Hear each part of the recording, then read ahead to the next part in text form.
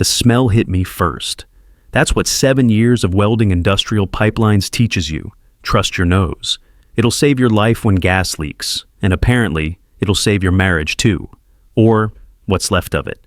I'm Ryan Torres, 34 years old, and I've been bending steel for a living since I got out of the Marines 7 years ago. 9 years in the Corps, 2 tours in Afghanistan, 1 in Iraq, and enough scars to tell stories I don't like remembering. But nothing, and I mean nothing, prepared me for walking into my own bedroom after a 2-week pipeline job in Oklahoma and smelling another man's cologne mixed with something that made my gut twist like a bad MRE. The house was dead quiet at 3 p.m. on a Tuesday. Lisa should have been at her desk downtown, processing insurance claims for Morrison and Associates. Should have been. Instead, I found her crashed on our living room couch, still wearing yesterday's yoga pants and a tank top that said, "Blessed and Unstoppable." The coffee table looked like a hurricane had hit it. Empty wine bottles, protein shake containers, and what looked like supplement pills scattered everywhere. Protein shakes. Lisa hadn't touched anything healthier than Diet Coke and microwave dinners in the 5 years we'd been married. She was 31, worked a desk job, and thought the gym was where people went to torture themselves. Yet here were 3 empty containers of premium muscle recovery formula sitting next to our wedding photos. "Jesus," I muttered, dropping my duffel bag with a thud that should have woken the dead. But it didn't wake Lisa. She was out cold, mouth slightly open, mascara streaked down her cheeks like she'd been crying or laughing too hard, or both. That's when I saw it, her phone, lying face up on the kitchen counter next to a men's Apple Watch I'd never seen before. The latest model, space gray, the kind that costs more than my monthly truck payment. Thick, expensive, the type worn by guys who spend more time taking selfies at the gym than actually working with their hands. Lisa never locked her phone. "I've got nothing to hide, babe," she always said, usually while scrolling through Instagram or posting another inspirational quote on Facebook. Famous last words. The Facebook post was right there at the top of her feed, posted 5 days ago while I was welding pipe joints in 100-degree Oklahoma heat. Know your worth, queens. Don't settle for less time to level up and stop accepting crumbs. Empowered denin, yes, worth it. Iran, no settling, belaor, queen energy. 243 likes, 67 comments, a flood of fire emojis and yes girl responses from women I'd never heard of. Women with profile names like Goddess Mindset Coach, Your Liberation Bestie, and Manifest Your Power. The comment section read like a support group for dissatisfied wives planning their escape routes. Period, your husband better recognize. Drop the dead weight, queen. You deserve. Champagne, not beer money. But it was the private messages that made my blood pressure spike like a broken pressure gauge. Can't wait for round 2 tomorrow. Bring the boys. Pool party at your place. B, you're incredible. Never had a connection like this before. Tuesday changed everything. B, meet at the usual place first. Tony's bringing supplies and equipment. We'll set up while your husband's working.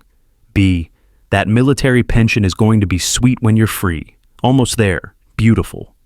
B, my hands started shaking as I scrolled through 2 weeks of messages. Not just an affair. Something bigger, more organized, involving multiple people happening in my own home while I was breaking my back on construction sites to pay for the sheets they were defiling. They were talking about my pension like it was already theirs, planning my financial destruction while I earned the money they were spending. The timestamps told the whole story. Every message, every meetup, every betrayal happened during my work schedule. Braden, whoever the hell that was, knew exactly when I'd be gone, how long I'd be away, and when it was safe to turn my house into their personal playground. I set the phone down carefully, walked to my workshop in the garage, and stared at the pegboard where I kept my tools organized with military precision. Everything had its place. Everything served a purpose. Everything could be counted on to do its job when needed, unlike my wife. I pulled out surveillance equipment I'd bought 3 years ago for a side security job that never materialized. Military habits die hard. Always be prepared for the mission you didn't see coming. The cameras were small, professional grade, completely invisible once installed. I'd learned electronics in the Corps, advanced communications and surveillance, skills that transferred well to civilian life, especially when your civilian life went sideways. Time to find out exactly what my wife had been up to while I was earning money to keep us housed, fed, and comfortable. The first camera went in our bedroom, hidden behind the alarm clock on my nightstand. The second in the living room, tucked into the bookshelf between Lisa's collection of self-help books with titles like Unleash Your Inner Goddess and Breaking Free from Limiting Beliefs. The third at the front entrance, masked by the decorative plant Lisa had bought during her brief domestic phase 2 years ago. If Lisa wanted to play games with my house, my marriage, and my financial future, I'd make damn sure I knew all the rules, all the players, and all the stakes. My phone buzzed with a text from Rodriguez, my site foreman on the pipeline project. Emergency job starting tomorrow, gas leak repair in Corpus Christi, minimum 3 days, maybe 5, overtime pay. You interested? Perfect timing. I texted back immediately. Absolutely. What time do we roll? I needed distance to think, to plan, and to let Lisa think she was still in control. And apparently, Lisa and her new friends needed rope to hang themselves with. I was about to give them all they could handle. As I packed another duffel bag for the Corpus Christi job, I could hear Lisa stirring on the couch, probably wondering why I hadn't come running to greet her with the loving husband act yet. The old Ryan would have woken her up with coffee and questions about her day. The old Ryan was apparently a fool. Ryan, that you, honey. Her voice carried that fake sweetness she used when she was hiding something. The same tone she'd used 3 months ago when I found a credit card bill with charges at expensive restaurants I'd never been to. Girls' night, she'd explained. Networking for work. Yeah, just got back. Gotta head out again tomorrow morning. Emergency job in Corpus Christi. She appeared in the doorway, hair messed up like she'd been sleeping for hours, makeup smeared, looking guilty as hell, but trying to play it off as tired wife waiting for her hard-working husband. Oh, that's too bad. I was hoping we could spend some time together. Maybe catch up. She stretched, and I noticed she was wearing a sports bra under that tank top. Lisa owned exactly 0 sports bras 3 weeks ago. Sure thing. When I get back, we'll have all the time in the world to catch up. I kissed her forehead, tasting stale wine and lies. Sleep tight. You look exhausted. Love you, babe. Love you too. The lies came so easily now, for both of us. That night, I lay in our guest room, a room I'd started using more often over the past few months, telling myself it was because Lisa's snoring had gotten worse. Truth was, something had felt off for a while. The late nights, the new clothes, the sudden interest in self-improvement and finding herself. I'd chalked it up to a midlife crisis. Maybe some female version of what guys went through when they bought motorcycles and started hitting on bartenders. I was wrong. This was bigger than a midlife crisis. This was a calculated dismantling of our life together, planned and executed while I was literally building infrastructure to support other people's lives. I watched the camera feeds on my tablet until 11:47 p.m. when Lisa crept to the kitchen and made a hushed phone call. He's leaving tomorrow morning, early. Yes, bring everyone. We'll have the whole day. A pause. No, he doesn't suspect anything. He's too tired from work to notice. Another pause. The usual setup, pool, drinks, everything we discussed. We didn't have a pool. The response was loud enough for the camera to pick up a male voice. Perfect. Tony's bringing the portable setup. This is going to be epic. I smiled in the darkness of the guest room. Epic indeed. I left for Corpus Christi at 5 a.m., kissing Lisa goodbye while she pretended to sleep. Rodriguez was waiting in his truck, coffee and breakfast tacos, ready for the 3-hour drive. We'd been working together for 4 years, and he knew better than to ask questions when I was in one of my quiet moods. You good, Torres? Just tired, man. Home stuff. He nodded and turned up the radio. Rodriguez was divorced, had been through his own version of this hell 5 years earlier. He understood that sometimes a man needed to work through his problems with a torch and some steel. The gas leak repair was routine, but dangerous work. Exactly what I needed to keep my hands busy and my mind focused while Lisa destroyed our marriage 200 miles away. For 3 days, I welded pipe joints, tested pressure systems, and pretended I didn't know what was happening at home. But I watched. The cameras fed directly to my phone. And during breaks, I witnessed the systematic violation of our home by 3 men who moved through our space like they owned it.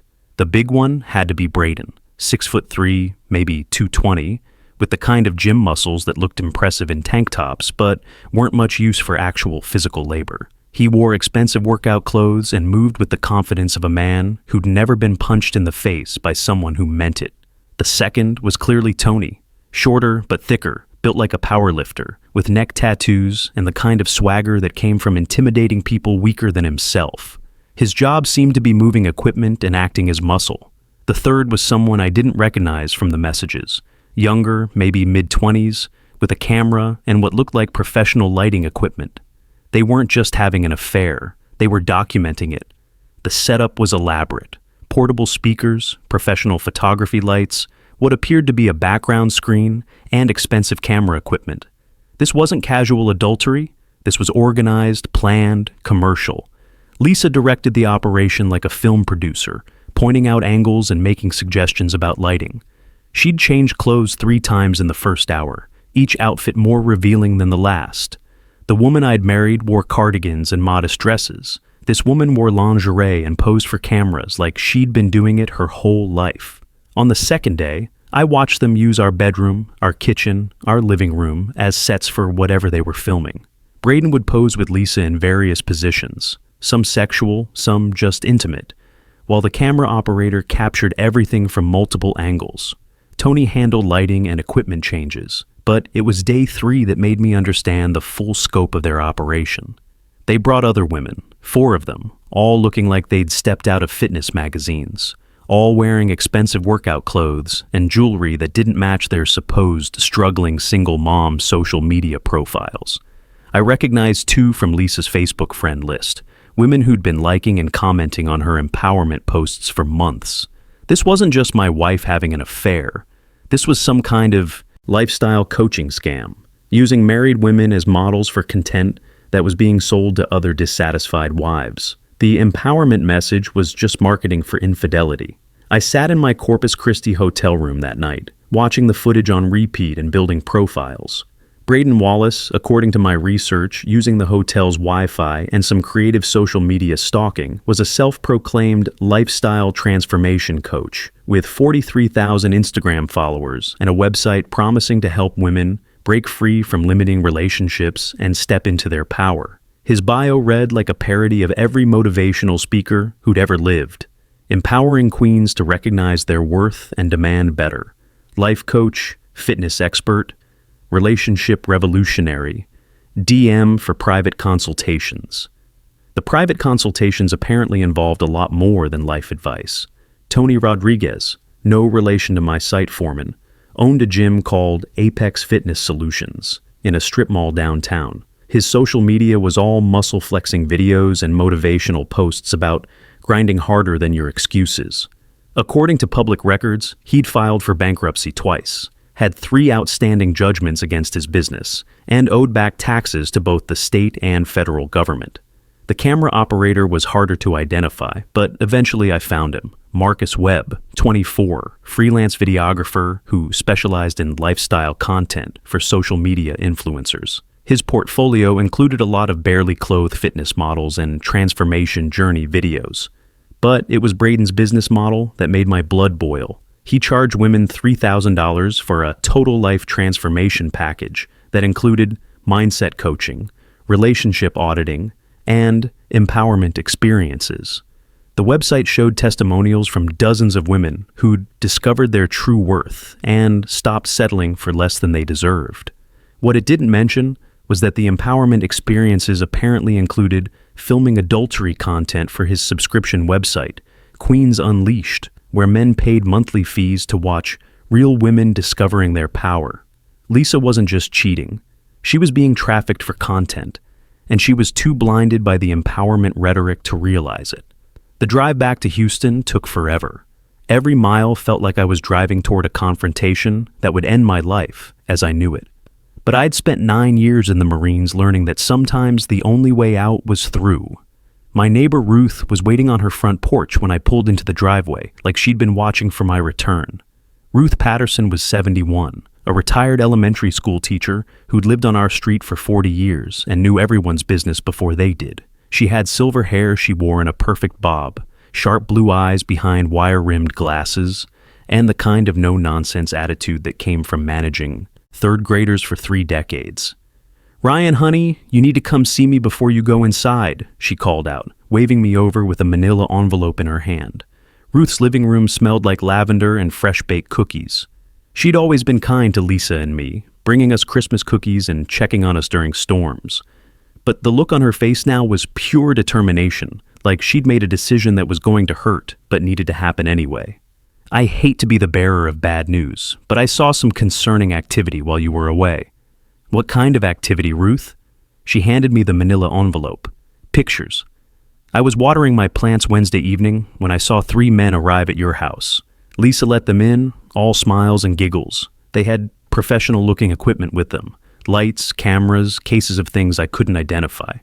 The photos were clear enough, taken with a telephoto lens from her upstairs window. Braden, Tony, and Marcus carrying equipment into my house like they were setting up for a commercial shoot, which, apparently, they were. They didn't leave until Friday afternoon. 48 hours, Ryan. I documented everything, arrival times, departure times, what they brought in, what they took out. Ruth's teacher instincts had kicked in, and she'd treated this like documenting a problem student's behavior. "You took pictures for 2 days straight?" "Someone needed to. That wife of yours has been different lately. New clothes, new attitude, new friends. I've seen this before, honey. Sweet girls who get mixed up with the wrong crowd and lose themselves completely." She patted my hand with genuine concern. "You deserve better than this." "Ruth, you're an angel. Can I keep these?" "They're copies. I kept the originals in case you need them for legal purposes. I was married to a lawyer for 46 years before cancer took him. I know documentation matters." That afternoon, I made my first tactical move. Lisa's car was parked in our driveway, a red Camaro I'd co-signed for 2 years ago when her old Honda finally died. She'd wanted something sporty, something that made her feel young and exciting. I should have seen the warning signs then. I slipped a military-grade GPS tracker under the rear bumper, a leftover from my surveillance equipment stash. Then I used my laptop to access our joint banking accounts and credit cards. A few strategic clicks later, all her cards were frozen due to suspicious activity requiring identity verification. The beauty of modern banking security protocols was that they gave you plausible deniability. Identity theft was real, frequent, and banks took it seriously. Lisa's cards being frozen could happen to anyone, and the burden of proof was on her to demonstrate that she was the legitimate user making legitimate purchases. My phone rang within an hour. "Ryan, there's something wrong with my cards. They're all being declined at the store." "That's weird. Maybe identity theft?" "You've been posting a lot on social media lately. Scammers target people with active online profiles." "But I have plans tonight." "Sorry, babe. Better safe than sorry. You should probably stay home until we can get this sorted out with the bank. These things can take days to resolve."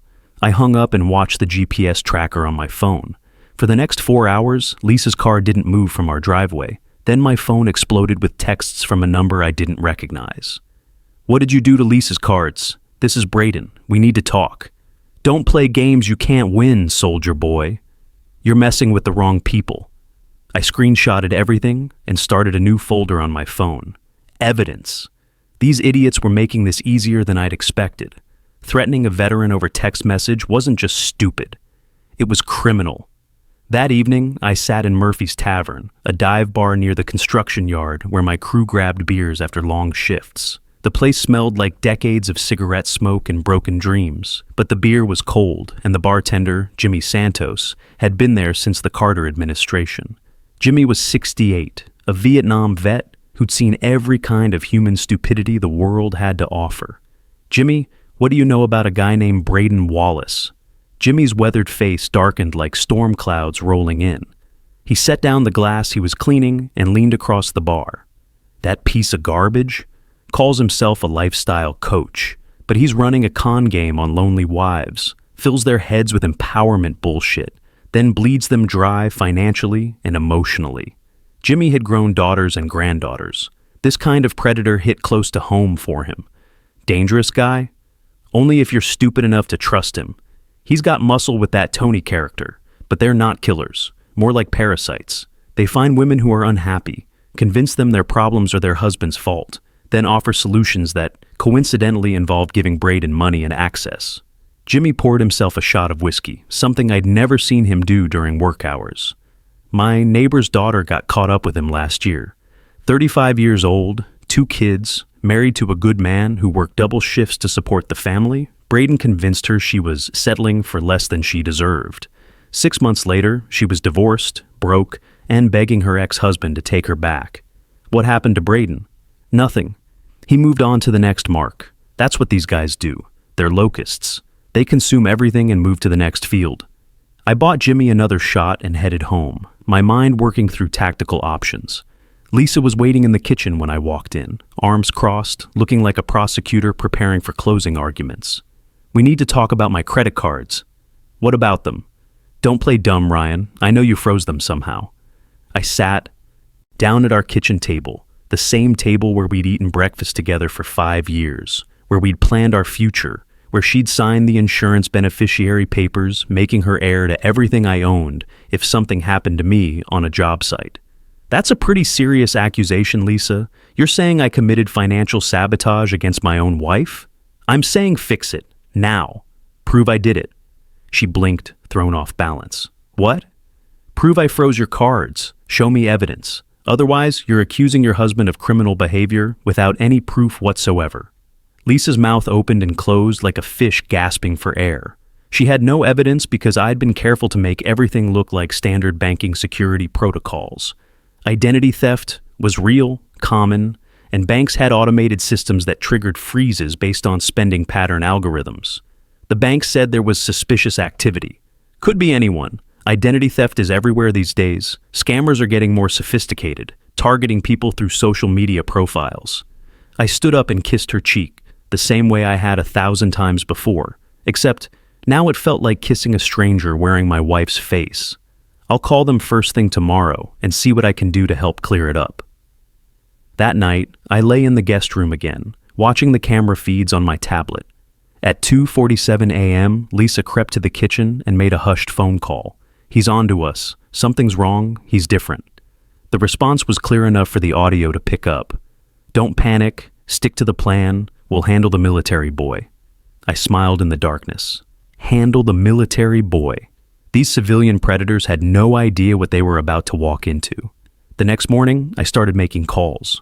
The first was to my lawyer, Pete Kowalski, an Army Ranger who'd served 2 tours in Afghanistan before going to law school on the GI Bill. Pete specialized in divorce cases involving military families, and he had a particular hatred for civilians who tried to scam veterans. "Pete, I need to move fast on something. How quickly can we freeze joint assets and file for divorce if I have evidence of adultery and theft?" "With solid evidence, 48 hours. What kind of evidence are we talking about?" "Video surveillance of adultery in the marital home, text messages discussing theft of marital funds, and documentation of a commercial adultery operation using stolen money to fund their business." There was a long pause. "Jesus, Ryan, how much money?" "They cleaned out our emergency fund, $22,000 in cash from the safe in my workshop." "That's felony theft. We're not just talking divorce, we're talking criminal charges." The second call was to Detective Rodriguez at the Harris County Sheriff's Office. Not my site foreman, Rodriguez. This was Detective Maria Rodriguez, another veteran who'd served in the Navy before joining law enforcement. She specialized in fraud cases and had a reputation for taking financial crimes against veterans personally. "Rodriguez, this is Ryan Torres. I need to report a theft and fraud case, military to military." "What kind of case, Torres?" "The kind that involves a lifestyle coaching scam targeting military wives, stolen emergency funds, and people who think Marines are too stupid to figure out when they're being played. I can be there in an hour." By noon, I had everything documented, cataloged, and ready for legal action. But I wasn't done yet. Lisa, Braden, and Tony had made this personal when they violated my home and stole money I'd saved over 7 years of dangerous work. They wanted a war. Time to give them one. The Harris County Veterans Charity BBQ was perfect for what I had planned. 500 people, local news crews covering the event, and plenty of witnesses for what was about to happen. The annual fundraiser drew everyone from retired generals to active duty Marines home on leave, plus their families and half the local business community. I'd spent the morning preparing, and now I watched Braden swagger through the crowd like he owned the place, Tony trailing behind like a loyal attack dog. Lisa had left early that morning, claiming she was meeting girlfriends for brunch at some upscale place downtown. The GPS tracker showed her car parked 6 blocks from Braden's loft. Her credit cards were still frozen, but apparently Braden was funding her activities now. I spotted them near the main stage, Lisa hanging on Braden's arm, while he worked the crowd like a politician. She was wearing a dress I'd never seen before, something tight, expensive, and completely unlike anything the Lisa I'd married would have chosen. The woman I'd fallen in love with 7 years ago wore cardigans and jeans. This woman looked like she'd stepped out of one of those lifestyle Instagram accounts. "Showtime," I muttered, pushing through the crowd toward them. Javier Martinez appeared at my elbow, carrying 2 beers and wearing his dress uniform. My old Marine buddy had agreed to help with this phase of the operation. We'd served together in Afghanistan, and he understood that some battles couldn't be won with diplomacy. "You sure about this, Torres? Public humiliation isn't usually your style. Sometimes you have to adapt to the terrain." I took the beer and pointed toward Tony. "See the big guy in the cheap suit? When I give the signal, spill your beer on him. Make it look accidental. What about you?" "I'm going to introduce myself to the lifestyle coach." I approached from behind, timing my movement with a crowd surge toward the Veterans Honor Guard presentation. A simple shoulder check sent Braden stumbling into a group of elderly women from the Gold Star Mothers organization. Beer splashed across their white summer dresses as they shrieked in surprise. "Oh God, I'm so sorry!" I reached out to steady him, making sure everyone in a 50-foot radius could see my concerned, helpful face. "Are you okay?" Someone pushed me from behind. Braden spun around, his face red with embarrassment and rage. He was bigger than he looked in the photos, maybe 6'3", 220, with the kind of gym muscles that looked impressive but had never been tested in actual combat. "You did that on purpose, you piece of—" "Excuse me?" I kept my voice loud enough for the growing crowd to hear, especially the news camera that was panning our direction. I said I was sorry. It was an accident. The Gold Star mothers were dabbing at their dresses, shooting Braden dirty looks. These women had lost sons and husbands in service to their country, and they didn't appreciate being doused with beer by some civilian in expensive clothes. "Aren't you Ryan Torres?" one of them asked, recognizing me from the local news coverage of our bridge construction projects. "The Marine who worked on the downtown infrastructure." "Yes, ma'am, I'm terribly sorry about this mess." She patted my arm with genuine warmth. "Not your fault, dear. Some people just can't handle their liquor properly." That's when Javier executed his part perfectly, accidentally backing into Tony with a full beer. The sticky liquid soaked Tony's shirt and ran down into his expensive jeans, making him look like he'd wet himself in front of 500 veterans and their families. "Jesus Christ, watch where you're going." Sorry. Javier played the bumbling innocent perfectly, his Marine dress uniform making him look like an upstanding service member who'd simply made an honest mistake. "Here, let me help you clean that up." He grabbed napkins from a nearby vendor and started dabbing at Tony's lap, which only made the stain worse and drew more attention. A group of teenagers started laughing and taking pictures with their phones. Within minutes, Tony would be a viral meme. I turned back to Braden, who was trying desperately to salvage the situation, while his reputation crumbled in real time before an audience that included some of the most respected people in the county. "Again, I'm really sorry about the accident.